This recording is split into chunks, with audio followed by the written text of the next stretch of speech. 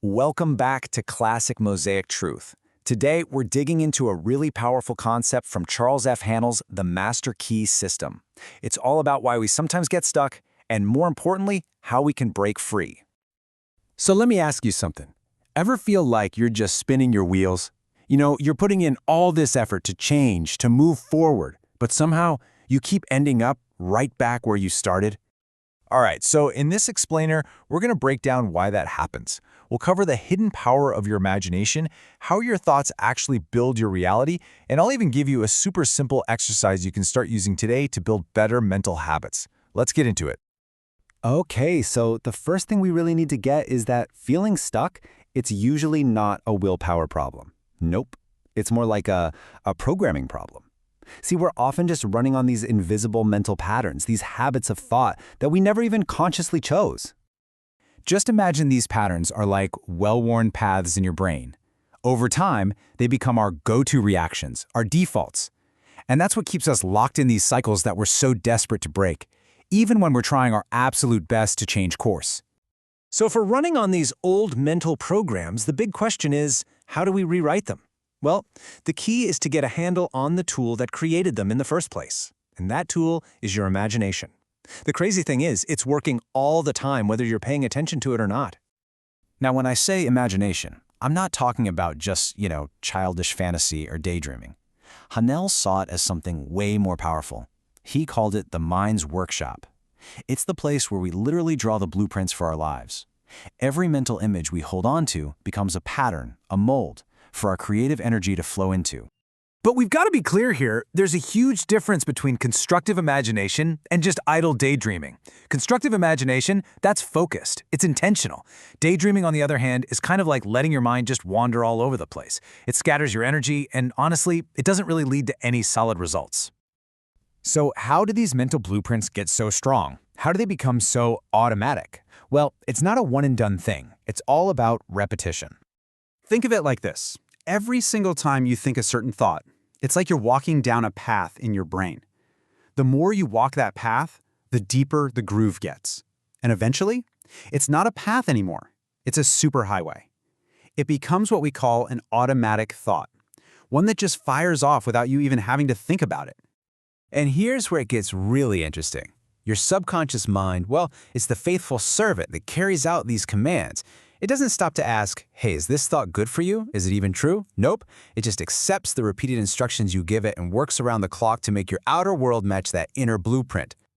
Okay, so now that we know how this works, let's talk about how this incredible power can sometimes, work against us.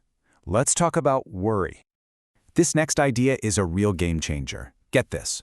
Worry isn't just some passive thing that happens to you. It's something you do. It is an active, incredibly powerful use of your creative imagination. You're just pointing it in the wrong direction. You're building a detailed blueprint for the exact thing you're afraid of. And this really hits the nail on the head. When you worry, you are literally rehearsing for failure. Just think about that. You're using a ton of mental energy to practice in super vivid detail a future you absolutely do not want. And it causes real, genuine emotional distress right now over something that might never even happen. Okay, so this all leads to the most important question, right? How do we actually use this knowledge? How can we consciously and intentionally start changing these mental patterns for the better? The secret here isn't to fight the old thought. That just gives it more energy. The key is to replace it. So every time that old, unhelpful thought pops into your head, you just consciously choose to think a new, more constructive one instead. Over time, you're basically starving the old pattern and feeding the new one. And as you can see, this applies to pretty much any area of your life you can think of. All right, so I want to give you a really practical exercise, a mini practice that you can start using literally today to build this exact skill of mental substitution. It's super simple. Here's how it works. Step 1, just notice. Become aware of that recurring, unhelpful thought when it shows up. Step 2, define your replacement. Come up with a simple, positive thought you'd rather think. And step 3, substitute. Every single time the old thought appears, just gently and consistently swap it out for the new one. You're not fighting it or forcing it, you're just making a different choice. And please remember this. The goal is not perfection, especially not overnight. It's all about practice. It's just like training a muscle at the gym. It takes consistent, gentle redirection of your focus to build that mental strength. And eventually, that new thought pattern will become your new automatic default. So let's do a quick recap of the big ideas here. First, your imagination is always creating, always building something. Second, repetition is what builds those automatic thought patterns. Third, worry is just using that creative power destructively. It's rehearsing for failure. And finally, the most important part, you absolutely can consciously choose your thoughts and build new patterns. You know, at the end of the day, this is all about taking ownership of your inner world. You really are the architect of your life. So the question is, are you building it by design, with a clear blueprint, or are you just letting old, outdated mental programs run the whole construction project? And that leaves us with one final thing to think about. Based on everything we've just talked about, what's just one automatic, recurring thought in your own life that you can start to consciously redesign, starting today?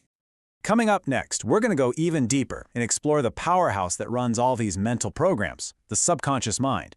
So, if you're getting value out of this and want to continue, make sure you're subscribed and check out the full series in our playlist. Thanks so much for watching.